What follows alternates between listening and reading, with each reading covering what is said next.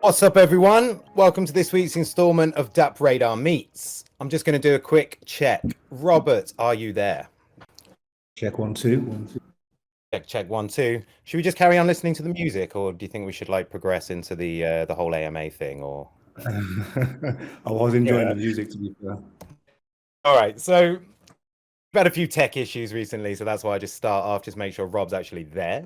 So if you've missed any of the previous shows, don't worry. As always, we've got you. They're all up on the YouTube channel. This show will be available by the end of the week, fingers crossed. But we are in the midst of a very busy week at DappRadar HQ right now. We're preparing for the introduction of our radar token next week on the 14th. That's right, it's next Tuesday. And you can catch all the information about that on DappRadar.com. Just head to the blog. You cannot miss it. So, to the business at hand. Every week, I sit down with the guys from leading protocols, blockchain games, NFT projects, and DeFi dApps. I kind of dig in, try and get a better idea of what's in store for them, but most importantly, to give you guys a chance to ask difficult questions. As always, there's money up for grabs. If you ask a good question, you can win a share of the 100 USDT on offer. Don't be shy. No such thing as a bad question. Just don't ask it 5 times. So today, as I've said, we welcome Robert Miller, PR and comms lead at Fuse.io. Fuse was founded in 2018 with a mission to bring the power of mobile payments to communities around the world. A whole lot more than that Rob's going to tell us about during this AMA. I first met Rob back in 2019, I think it was, Rob, and we were in Singapore. We found ourselves sharing a table, some football banter, and some jokes. I'm going to disclose it from the start. Rob's a Liverpool supporter. I'm a Man United supporter. So technically, we shouldn't even be able to have this conversation, but somehow we've surpassed it. And all of that meeting seems like a long time ago. So today, Rob's here with us to chat about Fuse blockchain, which DappRadar will be integrating into our tracking very soon, taking us up to 28 chains covered. We're going to be chatting about Fuse, what it's looking to solve, and everything to do with the Fuse blockchain. So, Robert, how's it going, man? Tell us a bit about yourself, how you ended up here, and what you're doing at Fuse right now. Awesome. Thank you, Ian, for that amazing intro. Was loving the music earlier. It's been a while. It's been at least 2 years, more than 2 years now, since we saw each other in Singapore. Good times before COVID. COVID kicked off. A lot's changed, though, right? A lot has changed, and I think that it's been a wild ride. I think for everybody in this space since we've obviously moved more and more into this virtual world, which has been amazing for, let's face it, for crypto and DeFi. So just to tell you, I suppose, first of all, thanks very much for having me on the show, I suppose we'll call it, especially with your amazing we can call it a show. Your amazing sort of radio voice there. I'm impressed. Just to tell you a little bit about myself, I suppose, when we met, I was working with Cointelegraph, doing business development. My background is in tech. I've been in tech for 10 years. Sold enterprise technology for sort of multinationals back in the day. I've spent lots of time in Europe, in France in particular. So my speciality back in the day was either selling software into the French market for American and UK companies, or selling French software to the international markets. That was my speciality for a long time. I had a sort of long-term passion for languages and French culture and language and whatnot. And then I suppose 5 or 6 years ago, my passion, I switched into crypto and blockchain. I got into Bitcoin back in 2014. Initially, small amount of Bitcoin bought back then. Didn't do an awful lot with it at first, was just sort of watching it. And then fell down the rabbit hole in 2016. I had some free time in summer of 2016, so I was traveling. I was in Berlin, for example, saw an amazing talk by some of the Ethereum founders during the time at which the fork was happening. I realized that crypto was way bigger than I thought. It was just at the time of the fork. I was just happened to be in Berlin. There was this conference taking place. I can't remember the names of the people that were there, but they were sort of lead Ethereum developers, and it was obviously ultra controversial. The hard fork that had taken place at the time, and I was like, wow, this is way bigger than I thought it was. This whole thing is way bigger, and decided back then that I absolutely had to get somehow into the industry. It seemed like a big task at the time. Like, how do I get into this industry and work with people who seem to know way more than me, but made it my mission. Sort of 6 months later, we headed into 2017. The markets were going crazy. I was networking a lot in Paris and met someone who was working on a fintech project, and essentially we decided to sort of partner and to see, to what extent we could innovate with crypto with this. He was creating a mobile app and a card, and I said, well, I think there's a huge opportunity for us to do something with crypto, to integrate crypto payments into the app. And what transpired is we ended up doing a decentralized ICO. We didn't go down the Ethereum route at the time. We worked with, for those of you who have been in the space for a long time, we worked with Komodo platform. So Komodo platform back in 2017 were a top 30 project. They were more of a sort of Bitcoin derivative type technology. And we attempted a decentralized ICO with those guys using atomic swaps, which was crazy back in 2017. Yeah, man, I remember atomic swaps. And there we are. So that was my first sort of foray into the world of professionally into the world of crypto and blockchain. And had a lot of fun working with Cointelegraph, traveling the world, Singapore, China, Korea, the States, all over Europe, meeting amazing people like yourself, Ian. And then during DeFi Summer 2020, a sort of a long-term contact of mine, someone I'd met during my travels with Cointelegraph and whatnot, got in contact concerning Fuse, and I slowly but surely got more and more involved with the project. And here we are now. Basically, I head up marketing and communications, and generally help lead the project from a strategic perspective. Okay. Thanks, Rob. That was really great. I think you've really covered like what your role is and where you've come from. I think it's really interesting to know the background of people who work in this space, especially when they sort of transcend through it from being a newbie all the way through to now, because your story sounds really similar to mine as well. I think it's safe to say, Rob, like you're a guy that can take sort of complex data and complex ideas and smash them down into understandable form, right? That's and that's something that I do too. That's what we are. We're kind of comms people. So hence why I've got you on the podcast, man. Like, I think sometimes in these areas, people get slightly confused, or people have a tendency to overly use jargon. So I think we're going to keep it quite simple today, but yeah, we just want to go through the key points, outline what Fuse is all about, and then obviously I've got a whole bunch of questions for you because I'm quite interested in a few different facts. But just like top line, Rob, top line, hit me with some key facts about Fuse. Like, why should people be excited about it now? And like, what's in the future roadmap imminently coming in the 2022 that we should be sort of, getting excited about? There's a lot of options out there. So get us with that elevator pitch, as I like to call it, man. So I suppose for users of DappRadar, they can see the list of blockchains that are integrated into DappRadar, the chains that are supported, and therefore the chains on which the dApps are supported. We're going to be added to that list soon, so we'll be sitting alongside the likes of Ethereum, and I haven't seen it for a while, but I assume Binance Smart Chain and Polygon and Avalanche and whatnot. So Fuse ultimately is a blockchain. Just like the others, we've got our own sort of unique selling points.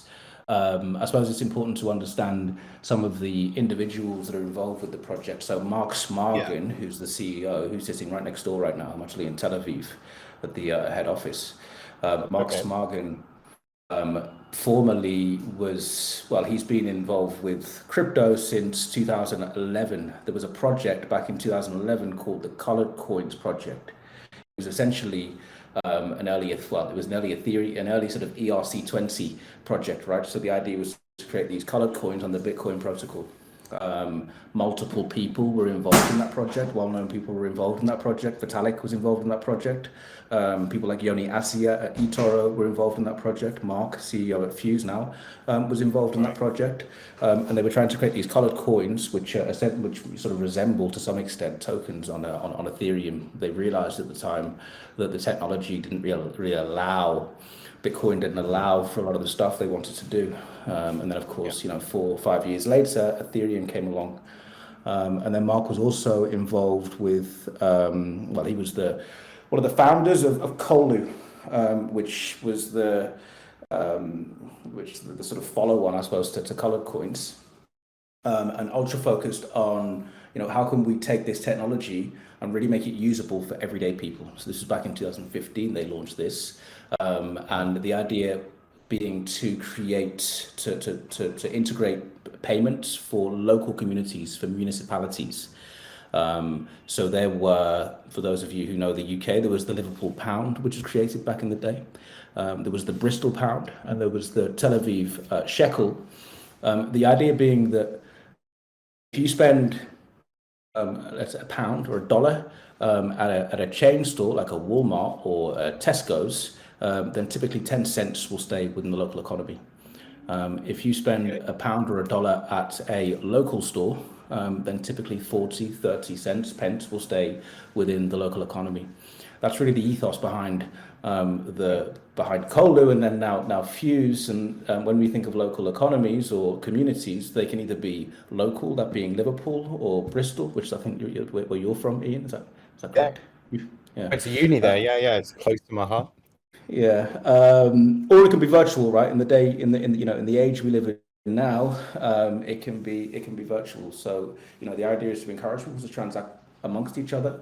Don't just join a Web 2 or use a Web 2 type sort of community, because if you think of things like Airbnb, for example, or Uber, these are also technically communities, but they see you as users. You've basically got 50 guys sitting in San Francisco who created this amazing community of drivers and passengers, but all the money is being sucked up into San Francisco. If we can create token models for this kind of thing, whether it's the likes of Uber, or we can create token models for local economies, then we can ensure that wealth stays within those local economies. So that's really the ethos behind Fuse. How are we doing it? Well, we've got our own chain. There's a sort of a three-layer stack to the project. So there's the chain itself, there's middleware, which is business technology, and then there is mobile wallet technology, so technology that you can actually interact with, or interfaces that you can interact with that are fun, that are gamified, and that are really made for mainstream adoption. Okay, so can we just break that down a little bit at the end there? You mentioned you've got the three sort of facets of it. So you've got the chain, the middleware, and the mobile application. Can we just break that down slightly? I think we've covered the chain. What's the middleware section? So I'll just briefly mention all the chains. So it's Ethereum compatible. So it uses a lot of the same technology as Ethereum, which means the ERC20 tokens. If you're holding USDC, for example, on Ethereum mainnet, then that can also be held on Fuse Network. And we have bridges between Fuse Network and Ethereum, and Fuse Network and Binance Smart Chain. We're integrating with others as part of our roadmap. So that's the chain itself. Low cost, high throughput, or high speed, fast, essentially. The middleware is about, there's so much complexity to actually launching mobile wallets in particular. It's not just a case of creating a really nice interface, or a nice, of wireframing a really nice app and then launching it on the App Store. There's so much middleware technology that's needed. Obviously, things like hosting, and then multiple other sort of middleware technologies that are needed to make that to make it function, essentially. So that's one thing. And the other thing is the business and payment APIs that we've created. So Fuse technology, essentially. One of the big things with the wallets that you can create on Fuse is that we're able to take away, to abstract or to remove some big blockers to adoption, one of which is fees.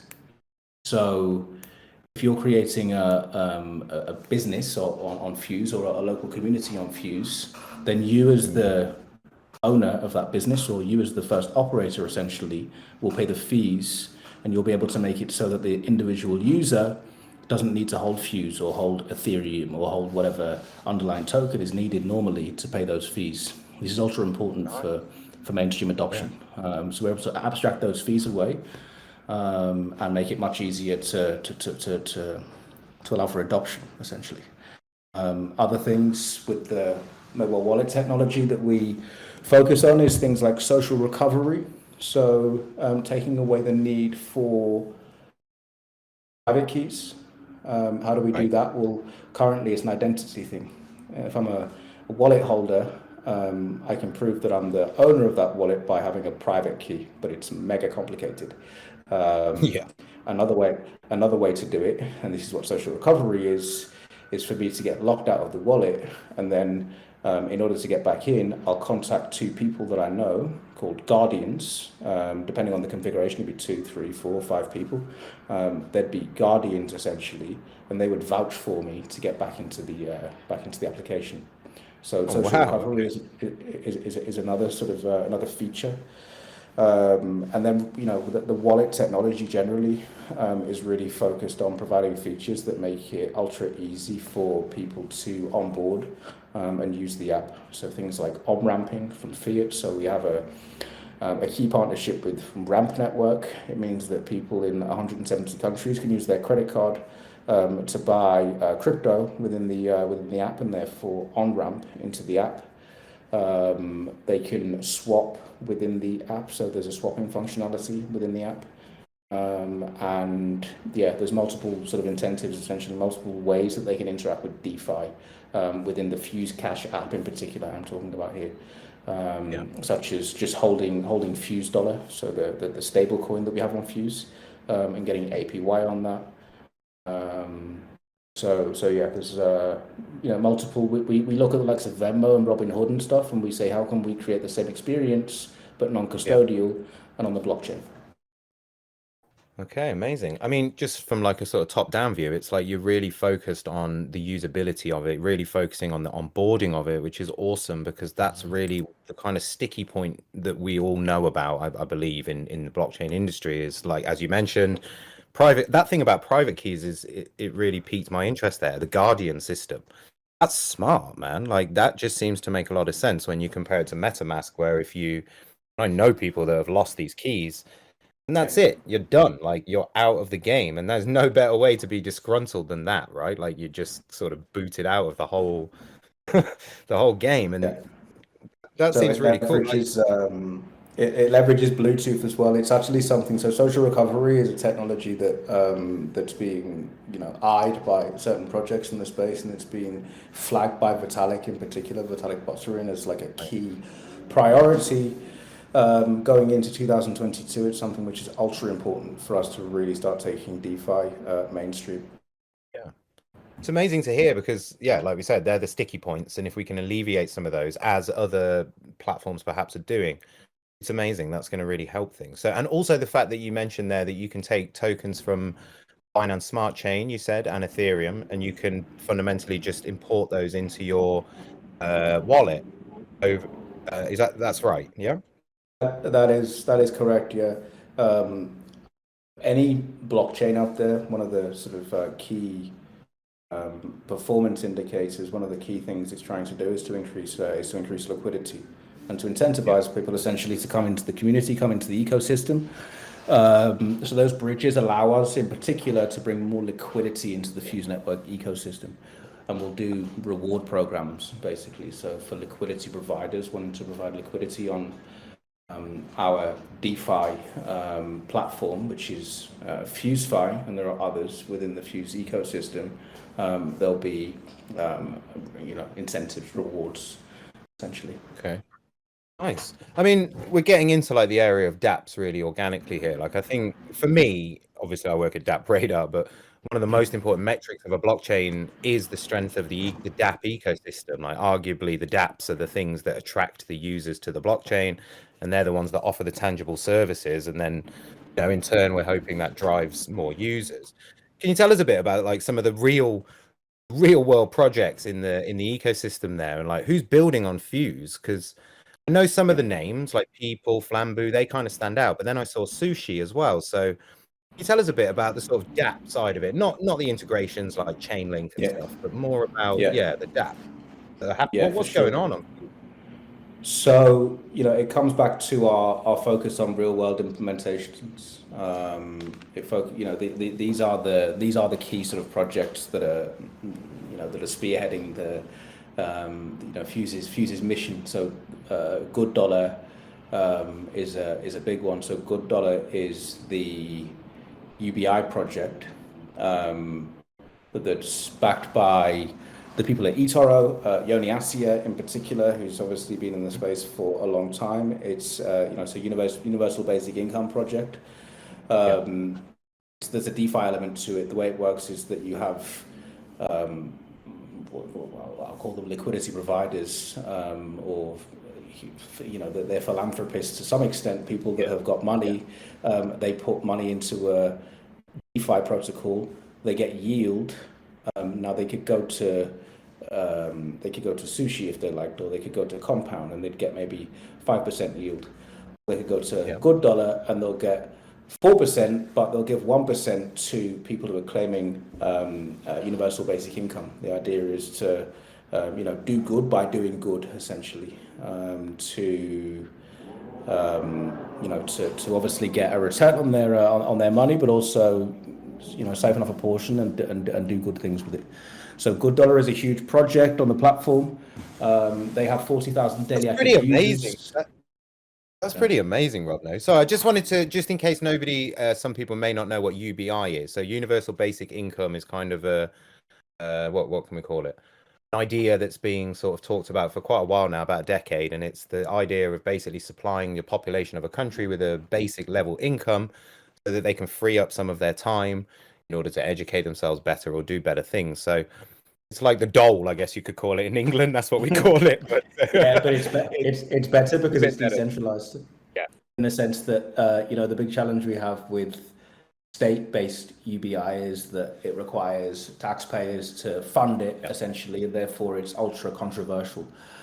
With this, people are able to, as a business, right? And we're entering the age now of conscious capitalism.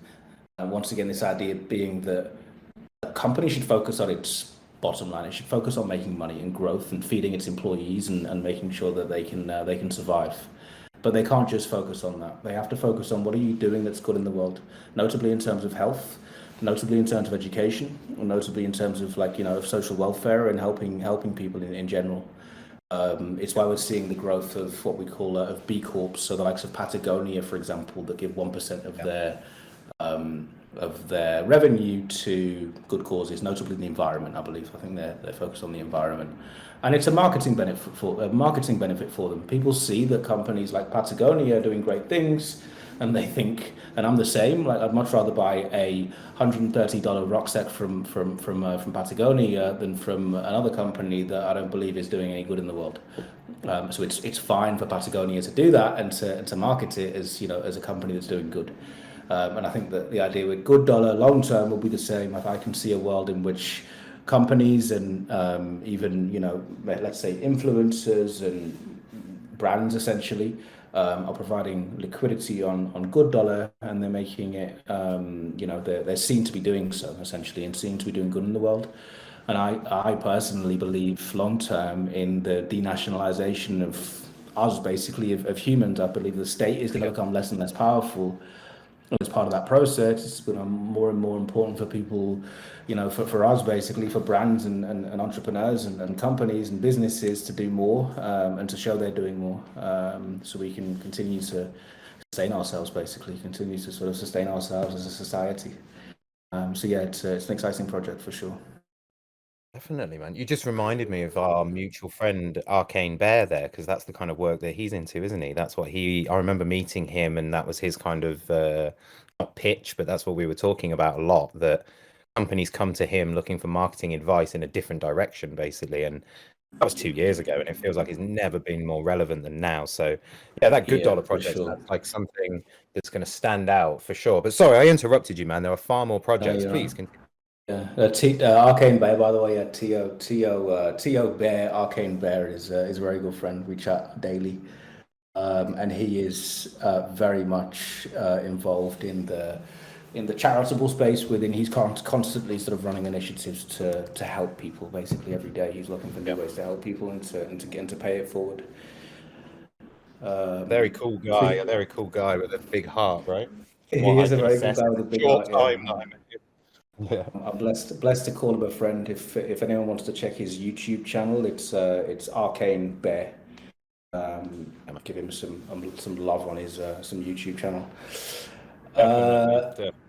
Good Dollar. We expect. Hopefully, we should expect them to be one of the leading dApps on DappRadar when it goes live. So in terms of users, when people are filtering by number of users, we expect Good Dollar to be a top app out the gates, kind of thing.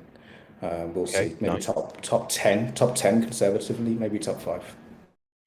This is the sort of benefit that you touched on about like listing with DappRadar, is that your dApps in your ecosystem then become visible to the world, and they are mixed in with other, perhaps without being disrespectful, more well-known dApps. You know, if you see Axie Infinity, Splinterland, Sushi, and then Fuse dApp, kind of brings up the whole brand of Fuse and the whole dApp ecosystem, I feel. So it's just one of those benefits of being on DappRadar. I just wanted to get that out there. Exactly. Yeah, it's really about bringing attention to the dApps and the ecosystem, essentially. So yeah, it's we're very excited about this this launch, this deployment of Fuse on DappRadar. Nice, man. Sure. So what else is happening on the ecosystem? So we've got Good Dollar, which really is, that sounds super cool. What about Flambu and Collectivo? Are they kind of similar? Yeah. What are they up to? So Flambu is a sharing economy app. Once again, it's really so with Flambu you can share or you can rent out. You might rent out, for example, a lawnmower or your surfboard, and other things that you use on a daily basis. So it's taking the Airbnb model and bringing it to everyday objects. So they have a token model essentially for the like security aspect. So if you want to borrow something within the app, then you need to stake a certain amount of their particular token. If you go to flambu.com, then you can get more information on that. It's an up and coming project. They're actually doing an airdrop right now. If you go to their Twitter, so go to flambu.com and then go to their Twitter, you'll see they're doing an airdrop right now for a sort of like an initial for when their token goes live, essentially. So there's an opportunity there to get in on that token. Just to mention, I suppose I'll mention Collectivo briefly, which is another very exciting project. They've got leading some OGs from the Ethereum ecosystem behind them, some of the people that have been involved with DAOs since 2016, and they're creating a regenerative economy. It's a bit of a tongue twister. Economy in Curacao, an island in the Caribbean. So the big challenge they have there, in Caribbean islands in general, is that you tend to import everything into a Caribbean island. There's not much export. It's not sustainable. The idea here is to have a local community token-based, incentivizes people to buy locally. One, it incentivizes people to produce locally. So there are initiatives to get people to do more sort of, to produce more agricultural products and whatnot locally, and then to buy from each other, and just to try and create a more thriving economy within Curacao itself. And it's a model that can be replicated on other islands in particular. Is it really just kind of like bringing sort of transparency and digital working into that field, or there's nothing much revolutionary happening here as such, is there? Again, not disrespectfully, I just mean that it's just kind of cleaning it up a bit, right? It's competing against the dollar. The dollar doesn't care about an island in Curacao. It doesn't care. If you're using the dollar, you haven't got an incentive to to buy locally. In fact, it's the opposite. You probably, if you're looking to buy something, you're probably just going to import it, and you might not necessarily care about the long-term growth of the island. If with local currencies and with just what we can do generally, I mean, 10 years ago this was impossible. We couldn't do what we're doing now 10 years ago. If you'd have tried to create a local currency over 10 years ago, the authorities would have come in and stopped you immediately, right? But with decentralized technologies, you can, and it's what's allowing us to run these kind of projects and these experiments in places like Curacao. They're all very ethically minded. Like everything we're discussing here is super ethically minded. What you're trying to do is admirable. Like it's the causes here are solid. And like I've met you, so I know what you're like. And for the people that are listening, like this is all genuine. Like this is what these guys are trying to do, and it's fascinating. I think really. But just to go so onboarding of dApps, like for the onboarding side of things. So obviously a big thing in the industry this year that we have witnessed has been this kind of multi-chain paradigm, as we've called it, whereby dApps were kind of forced to look outside of the Ethereum circle to go and launch elsewhere to benefit from the things we talked about, lower fees. You're sort of escaping the gas fees and things like that. And I'm just wondering, like, does Fuse offer any grants or any sort of incentives to dApp developers to make that switch over to Fuse? Because you've got Sushi, right? Sushi launched on Fuse. That's correct, yeah. Sushi's in the process of launching on so that's under. There was some updates needed on the network to allow that to happen. I'm not sure. I won't speak on Sushi. Also got their own sort of things going on in their own ecosystem. It's a discussion that's been in place for a long time. When we do have Sushi, there'll be, as we were discussing before, around incentives for liquidity providers and whatnot. There'll be a huge launch essentially to ensure that we can ramp up volume and trading activity and whatnot on the DEX when it goes live on Fuse. But I won't give any information as to how or when right now. It's in the works, let's say. Yeah. Lots of moving parts, right? Lots of moving parts, and this is the interesting thing. The ethos behind Fuse and the strategic sort of leadership team behind Fuse is ultra focused on some of the use cases I was talking about earlier. Please also check People Eat, or the domain name is It's About People, a project in Liverpool. I want to give a quick shout out to those guys because they're creating a sort of a decentralized Deliveroo or Uber Eats, a food app basically, but with a token model behind it. So yeah, it's a really interesting project, and I'd love for you guys to check it out. If you Google it, we did there was a huge media campaign on that a few weeks ago, and the Liverpool government is involved as well. There might be more stuff coming on that, by the way, with the sort of the UK government and Fuse and some of the ways they're going to be sort of innovating with us. So stay tuned on that. But check out it'saboutpeople.com. People spelled PEEPL.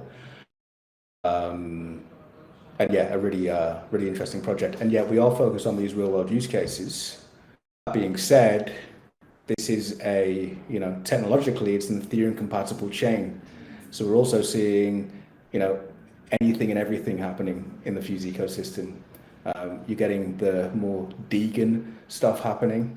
You're getting exchanges or decentralized exchanges popping up on the network here and there. You're getting NFTs, which are taking off massively on the network. We've got a NFT marketplace arriving in the next couple of weeks called Artrific, and we're actually seeing a lot of traction even before the official launch of the marketplace. We're actually seeing lots of traction with NFT projects launching on the network. So to mention a few, there's one called Fuse Faces, which is a sort of AI generated face project. Basically, you can mint a human face. It's not actually an actual person. It's the AI that creates a human face. It's called FuseFaces, I think, .com. Cool. There's another one called the Cozy Cosmonauts. which is a really That a really cute. collection? Is that like a collection of It's NFTs? Is it, that what it's exactly, yeah. It's a collection of yeah. NFTs. I think the number. I think there are 999 of them, and you can That buy magic number. them. Yeah, you can buy the Cozy Cosmonauts for, I think it's like 50 fuse or something, which is around $20, I think.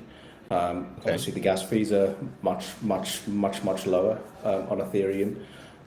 We expect to see lots of traction, notably in the sort of Southeast Asian and Indian markets, because in those markets, it's just not possible for people to spend $80 to mint Yeah. NFTs on Ethereum. It's just not. It can't be done. Well, it can by a small, small proportion It's of people, not but the generally, yeah. You're right though, aren't you? And this is about access and this is about availability. And we've also noticed an uptick in traffic from that side of the world. And yeah, yeah, they are. I think of it because I'm actually like half Indian, so I know a bit about India and the kind of culture there, and that accessibility to India is so important. Like Bollywood as a thing is yeah. like all the movies have a musical element so that anyone can participate in enjoying it. And I think that ethos has got to carry over, right? Like it needs to be affordable. I mean, that's a trend. Just to step back a sec, Robert, because your platform from the outside in would probably look more like a DeFi payments focused sort of platform. What you're Correct. saying is that a full evolution is going to happen, and similarly, maybe to Solana or other chains like that, you are actually you want to have a really bulging NFT ecosystem, right? It's not just We an want add-on, or we want everything. So let's look at a sort of analogy in the real world.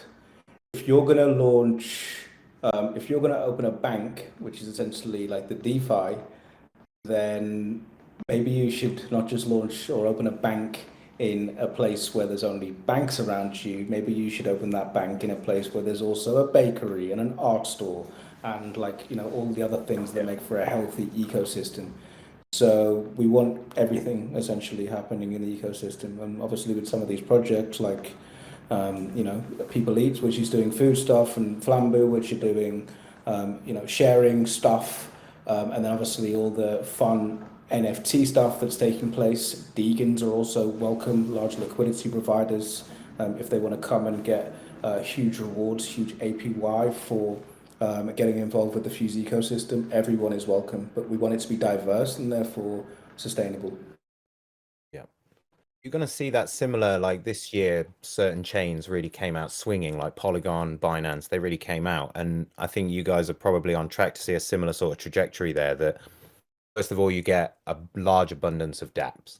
Then you get a kind of Yeah. filtering, organic filtering system whereby the, how do we call them? Crappy ones, they kind of fall off. So, and then you start to see your winners and you start to sort of understand the ecosystem a bit more. So, it's very interesting to observe it on DappRadar because you really see that kind of real-time shifting of the who's really doing the best here, what's flourishing, NFTs, DeFi, game. What about gaming, Robert? And then I'm going to ask a couple of, Mm, we've got a couple of guys waiting to ask some questions, so hold tight, yeah. you two.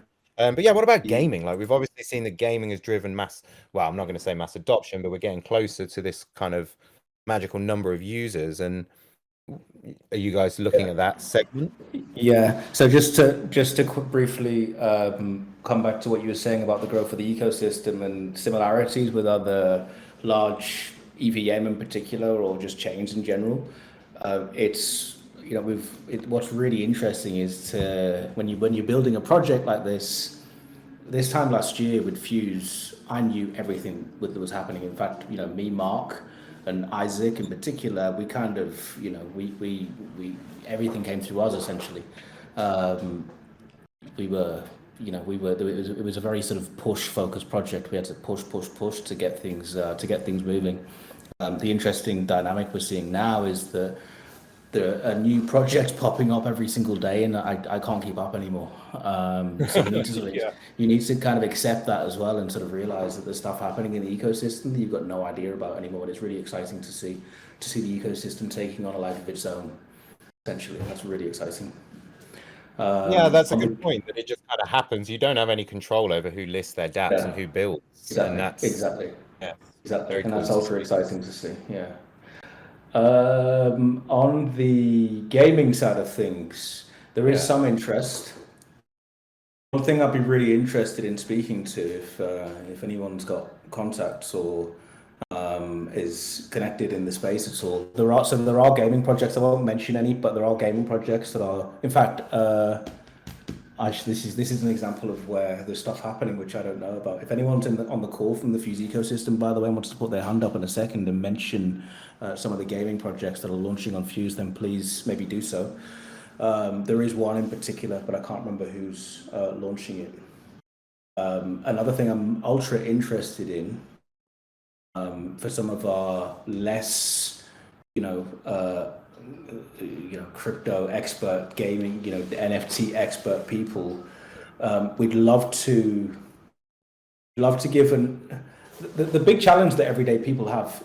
Like, Ian, you're crazy, basically. Like, you're crazy, I'm crazy. A lot of the people in this group are crazy because you've all been sitting up at 2 a.m. reading Reddit and Cointelegraph and yield farming and playing games and whatnot. And most people aren't like us, basically. Most people, they want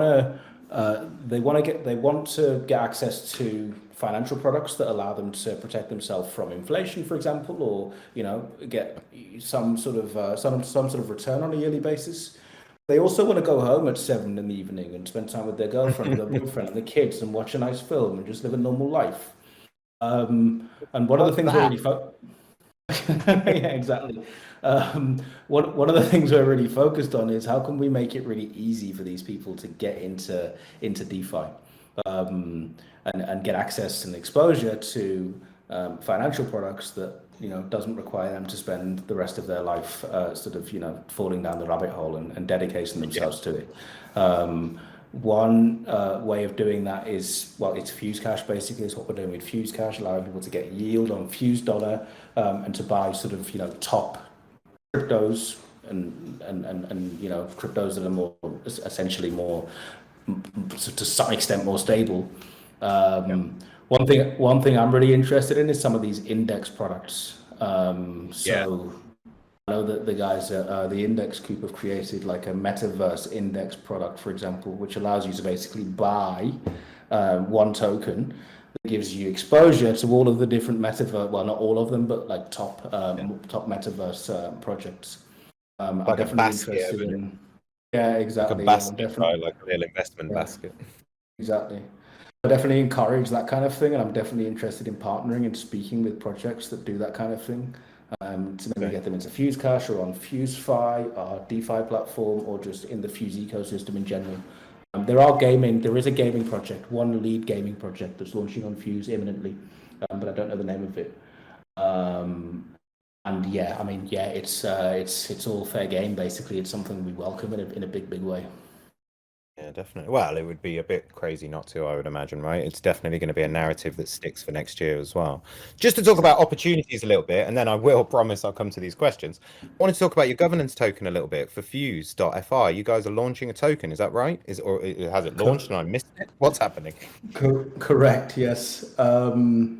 So in the Fuse ecosystem, you've got the Fuse token itself. So the Fuse token is it's basically the Ethereum of the Fuse network, right? It's used to pay fees on MetaMask, for example. So as I was saying before, you can use Fuse Cash, which is a mobile wallet, in which case you wouldn't pay fees. But if you're using MetaMask and minting NFTs and stuff, then you'll be paying fees. It's used, of course, to secure the chain. So the validators on the network, people who are running servers on the network, are incentivized using the Fuse token, and therefore it's used to secure the network. So that's the Fuse token itself. And then we've got so there's FuseFi, which is our DeFi platform, and we have created we announced it just last week. So there's the Vault token, which is coming out shortly, which is a DAO token, and the Vault token governs FuseFi, so our DeFi platform, and Fuse Cash. So this is our play to really focus on taking DeFi mainstream. FuseFi is the platform that your more professional sort of DeFi user will use. So they'll be swapping, using the DEX in there, doing lending and getting high APYs and whatnot. And then Fuse Cash is integrated with that and leverages the liquidity and the assets and whatnot but all in a really simple mobile interface. So those two products are combined together, and then the Vault token is the governance token, which essentially creates the it's the business token, if you like. It's the token that governs the direction of that project moving forward. So a public distribution of Vault token is expected around mid-January. Okay. Locking down dates, and there's a huge sort of campaign underway to really sort of capture a mainstream audience and ensure that a mainstream audience understands what we're trying to do, how we're taking DeFi mainstream, and then of course focusing on a more crypto focused audience at the same time. So the Vault token, stay tuned, will be going live over the next few weeks, going into 2022. Nice. Okay, that's a good opportunity there, potentially, for people to get involved early with things like this. I've got 3 questions lined, guys in the audience. I'm going to invite Zippy1979. Give me 1 second. Here he comes. Yeah, hello. Hi everyone, can you hear me? We can. Okay, I actually had 3 questions based on what you guys are talking about. So you guys confused which one you want to answer. But first question, it was there's a lot of criticism of some of the bridges on different networks like Polygon because they have admin key access. I just want to know how Fuse is handling the keys for the bridge, the keys for the bridge. The second one is the Guardian system sounds very interesting, but I'd be a bit concerned about social engineering hacks on like my Guardians I've picked. So what controls are in place for that? And the third question was like the Good Dollar project. This sounds amazing. I'd love to just like participate in that myself. However, what kind of controls are in place to ensure that the money is going to deserving people and like fraud prevention and so forth? So what are those controls? Those are the 3 things. Yeah, I'll start with the question concerning the bridge. Bridging is one of the biggest challenges in crypto right now, let's face it, in blockchain. There's been some amazing work done. Fuse was actually one of the first projects to bridge to Ethereum mainnet back in early 2020 or late 2019, I believe. We definitely believe in a multi-chain world. There's a bit of let's face it, if you look across the whole ecosystem between Polygon, Ethereum, Binance Smart Chain, Phantom, Harmony, etc., there's a bit of a crazy spaghetti going on with bridges, and we're innovating and sort of building the plane as we go along and trying to do our best to allow people to bridge assets across smoothly. And yeah, that is, most bridges are run by a number of people that have control. So we need to do it in a way that is secure, and therefore there's a number of people on each bridge, no matter where you go in the ecosystem, that control that bridge.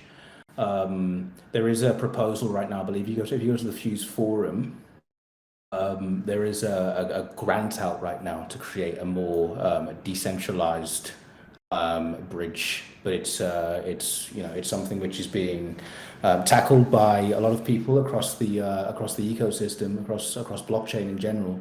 And long term, the dream is to have decentralized, completely decentralized bridges. Bridges are something that we know how to do. We're fortunate to have very good engineers in Fuse. Long term, it's not our focus. So long term, our strategy will be partnering with leading bridge partners. I won't mention the names right now, but the longer term, being sort of, I'd say sort of short to mid-term strategy is leveraging projects that are focused 100% on bridge technology, so that we can focus on DeFi and really taking this technology mainstream. That was a great answer. So I'm not against bridges per se, because you need to patch like security vulnerabilities and such. So it's very interesting to see how you'll manage like how that's implemented. I'd love for you to come into the Fuse ecosystem if you're not already a part of it, and maybe check out the forum and bring up that question in the in our Telegram group and maybe get a conversation going around that. We're definitely keen to explore these things. The second question was concerning good dollar and how social engineering for the Guardians. Yeah. Okay. Okay. Social engineering for the Guardians. How would that? What do you see as a potential hack? As I understood it, the Guardians are like trusted persons that could give you access to your keys. But if there was like someone who did a social engineering hack on them, like pretending that they're like the Guardians when they're not, like, what kind of controls are in place for that? So one thing is that it leverages Bluetooth, so you'd need to be within distance essentially of those people. So you'd need to be close to them in order for them to be able to help you unlock the wallet. I see. That's good. That is one thing. I'm gonna say I'm not gonna go much further. I'll say I don't know. Basically, I'll just be transparent. But that's a great answer as it is. That's a great answer as it is. And the third question was concerning good dollar, and that's, to be honest, that's even like there's a growth sort of stage, right, for these things. So a project like good dollar, their initial sort of objective will be to get as many people involved with the project as possible, basically, and to avoid blocking people from claiming that good dollar. As the project progresses and as they get more people in the ecosystem, I suppose more and more. You'd have to. Well, it's a bit of a don't know as well, but I suppose it's progressive, basically. Like with any sort of high growth project, you really focus on high growth in the initial stages, and then focus on quality as you start to hit certain KPIs, certain numbers. So it's a bit of a don't know, but worth exploring and worth looking into.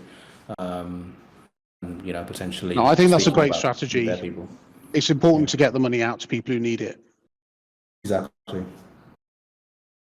Thank you very much, Zippy. Really great questions. And I think Rob's suggestion there of you jumping into their community sounds like a great one. You've got something to contribute there. Next, Grizzling. How are you doing? Hi.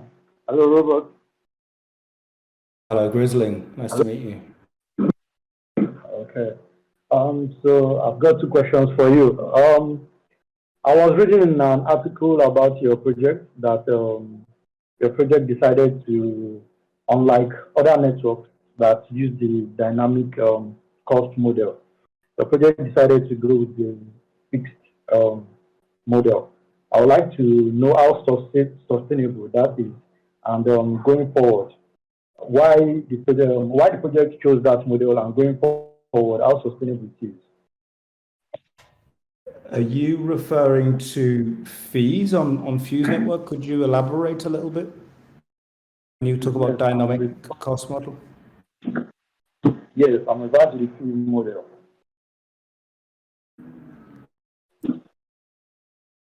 Did you get me? No, could you repeat? Okay, I'm referring to the fee model on Fuse Network. Why did the project decide to go with a fixed fee of 1 cent of a dollar per transaction, rather than use a variable fee model like other projects? And going forward, how sustainable? So there's we focus on low fees for adoption purposes, basically, in order to make it easy for anybody to onboard to the ecosystem. The question goes much further. Over time, a fee market will develop naturally on Fuse Network. As we start to see more and more transactions and more activity on the network, a natural fee market will develop. Obviously, there's two types of transactions, more or less on a blockchain, which smart contract transactions. So things like minting NFTs, swapping in a DEX, lending, for example. These are more smart contract type transactions. And then you have payment transactions, so sending a token from one address to another, which is a lighter transaction. So the question should really be about when we start to get into fees and whatnot, the question then sort of leads to scalability and how we ensure that one, you are able to incentivize those that are securing the network, so validators, and therefore having a fee market and ensuring that people are getting a commission or a percentage essentially of those fees. But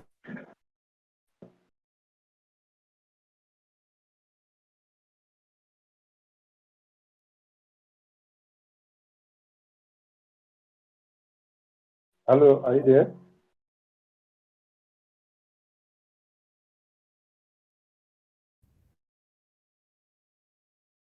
One Robert. second. I think we lost Robert. Robert, can you hear us?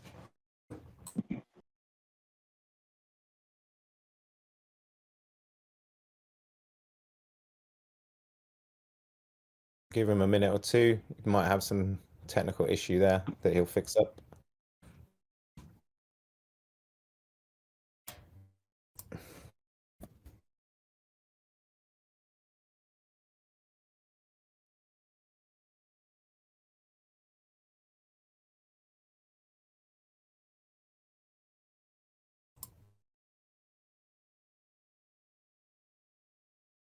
All right, guys, for the listeners, I'm just trying to contact Rob now to see what's happening, but hopefully he'll be back soon.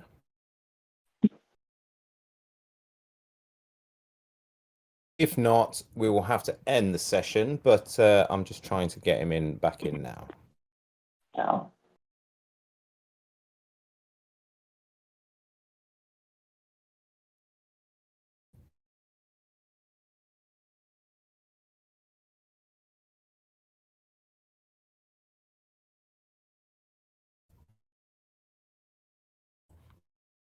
In the meantime, guys, if we can get Rob back, then we will, as I say. But before that, I've got a bit of an announcement myself to make. We, as some of you may or may not know, we announced the Radar token last week, the token of DappRadar. So it's official.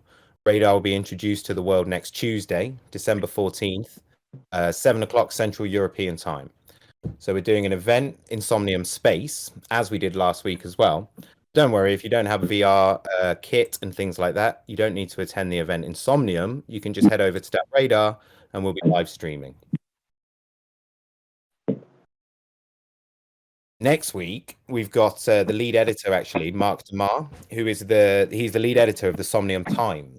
The Somnium Times is basically like a news portal that covers... Oh, hello? Robert, are you back? Yes, I am back. I'm not sure how long I was speaking for then. It seems I get the impression it was I get the impression I was offline for a long time there while speaking to myself. No, it's only been a few moments. I think Grisling, I think he's answered your question quite well there. I think there's a deeper level to that question that perhaps we can't go into right now, but are you happy with the answer? Hello. Yes. Can I ask a question? You can. Please wait one moment. One moment. About the DappRadar token, will there be a retro drop to the early users? No information about this. The information is over on the website. There's still more information to come about that. So you will have to wait to hear about that. Okay, thank you. No worries. Mr. Sohal, 94. Are you still there, sir? Sorry for making you wait.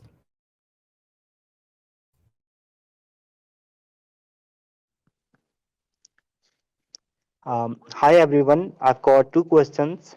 The first one is, could you please outline some features for Fuse blockchain, like how fast it is, how many transactions, maximum transactions it can handle per second, so that with more dApps built on the blockchain, it doesn't break down under the flood of more transactions. And the second question is, like, what are the major challenges that you have faced up until now, and how did you handle those? Thank you. So 5-second block times for the number of transactions. I would appreciate if you could maybe answer that question in our Telegram group, because I'm unsure and I'd rather not say something that's incorrect. So if you could, well, you could message me privately if you like, and I can get the answer. But I'm not entirely sure. It's fast though. It's fast because it's quick because our block sizes are slightly larger than you'll see on other networks. That does require our validators to run hardware that performs better than what you might see elsewhere in the blockchain space. But it's made for scale. The blockchain is made for scale. And the second question. What was the second question again? Sorry. Second question was like, what are the major challenges that you have faced up until now, and how did you handle those? Yeah. So some of the major challenges that we have faced up until now, I Big would list, say, right? yeah, I would say, you know, if you looked at the vision for Fuse has always been very much the same, especially for Mark in particular, who's a sort of crazy product visionary, and he's always seen, even back into, there's an article on our Medium that goes back to 2019, which very much describes what we're seeing now in terms of protocols functioning across different chains and you know, a multi-chain environment. The vision he had back then has been very on point. But one of the key goals we were focused on this time last year, or back in September last year, was onboarding these real world implementations. So some that we mentioned, like Good Dollar and People Eat and Flambeau and whatnot. We would have liked to have maybe had 100 of these on the network right now, right? Way more than them, way more basically. The ones we've got are amazing. I mean, when we look at it now and we see the quality of the projects, we're very impressed with what we managed to achieve. But it's the speed at which we're able to onboard these projects basically and integrate them. Part of it is because this is to do with payments and real world usage, and sometimes people in the crypto space can be more attracted by the shiniest thing, the gaming or the crazy yielding DeFi protocol, which we also have on Fuse, of course. But when it comes to the real world stuff, it can be a little bit more difficult to attract an audience. But it's something we're mega anchored to because we believe in this technology to sort of improve the lives of people, basically. And what we're seeing is that as our wallet technology improves, so Fuse Cash in particular, which I encourage you to download, and as the other implementations improve, those other wallet implementations improve, our general wallet technology improves. And therefore, when people are forking that, and by the way, you can go to our GitHub and you can fork the wallet. It's been forked, I think, over 80 times right now. That's constantly improving, and therefore the speed at which projects which come on board are able to get something which looks solid and works and functions well is improving. So I'd say that we haven't necessarily met our objectives in terms of real world implementations as quick as we might have liked to, but we can see more and more how that's becoming more and more possible. I suppose the other challenge is that our token hasn't performed traditionally. We're seeing we're seeing things taking off more now. There was a period after the public launch or the public distribution of the token back in September last year, where there were projects which were doing 100x and Fuse wasn't necessarily doing the same thing. That was challenging to sort of to deal with because we're getting people want to see the same thing for the Fuse token.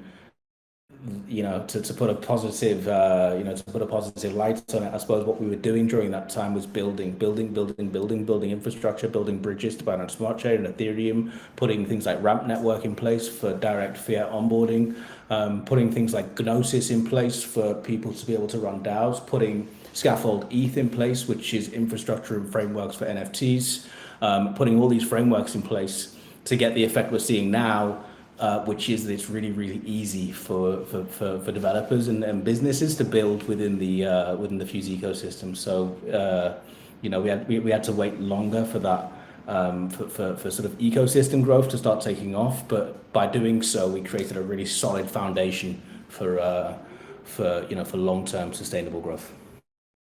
Good answer, man. Thank you. Who's next? RLO. Hi everybody, thanks for the event. I wanted to ask this question from you, Robert, that can this platform be used to pay salaries by businesses?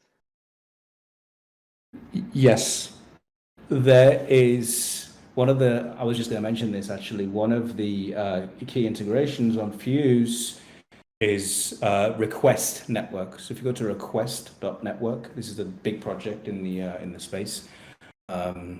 Swiss, I think, French Swiss origin project, but they're big. They're very big. They're a big brand in the space, and they provide an invoicing solution. If you go to request.network, they're one of their key products is an invoicing solution.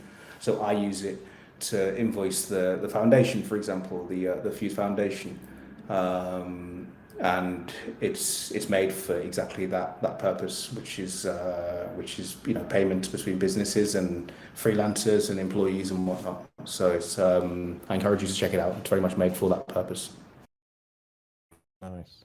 Thank you, RLO. Great question, and thank you because you're a regular. So thank you very much. Gulf Wars.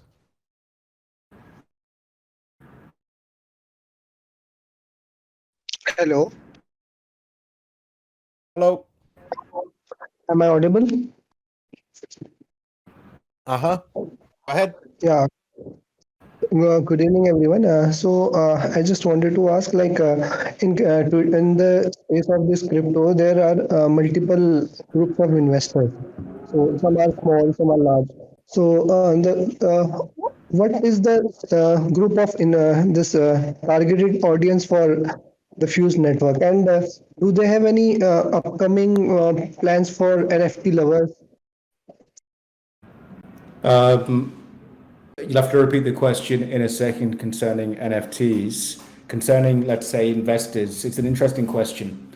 We have leading, I won't mention the names, but you can check out the Fuse website. We have leading names behind us. I don't think it's the be-all and end-all. When I was in Lisbon a few weeks ago for Lisbon Blockchain Week, I was chatting to a gentleman who is involved in a big ecosystem, let's say a top 10 ecosystem. I won't mention the name of it. And he said, how can Fuse possibly compete when this ecosystem that I'm mentioning has this investor, and this investor? These guys are way too big and you can't possibly compete with them. My answer to him was community, basically. This isn't Web 2, right? It's not. This isn't a world in which Andreessen Horowitz invests in a company and therefore, everybody else bows down and says we can't possibly compete with that. This is an environment in which, my sister could invest $10 and 2 million other people can do exactly the same thing, and Wall Street Bets can take down $6 billion hedge funds. Investors and big names are important. Why? Because they have a really good view of what's happening in the industry, so they're great for validation of the idea. And that helps you as an individual because you know that if these smart guys are investing and involved in the project, then it kind of brings validation. But it doesn't mean, in terms of where the project can go, what's really important, what really matters is everyday people. It's community, basically. It's building communities and having hodlers and building that's what creates a really sort of strong long-term ecosystem. I also think that certain ecosystems can try and grow a little bit too quickly. They can go from nothing to being a multi-billion-dollar project from one day to the next, and you wonder to what extent the people are there because they really believe in that project, or to what extent if things were to turn south, they might just jump out and go somewhere else. So in terms of investors, it's all about, or token holders, let's say, it's all really about community for me. That's what I care about. Thank you very much. Great answer. Really strong point as well about the Web 2 versus Web 3 thing, I think, Rob, where it's just not the same. It's not the same game that we're discussing here.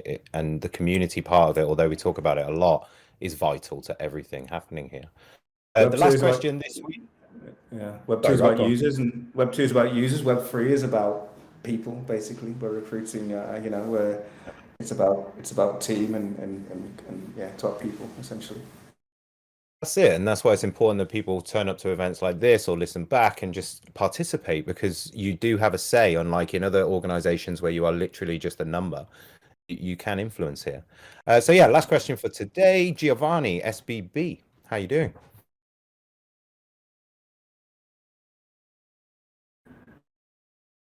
Is he there? Is he not? It's always the game.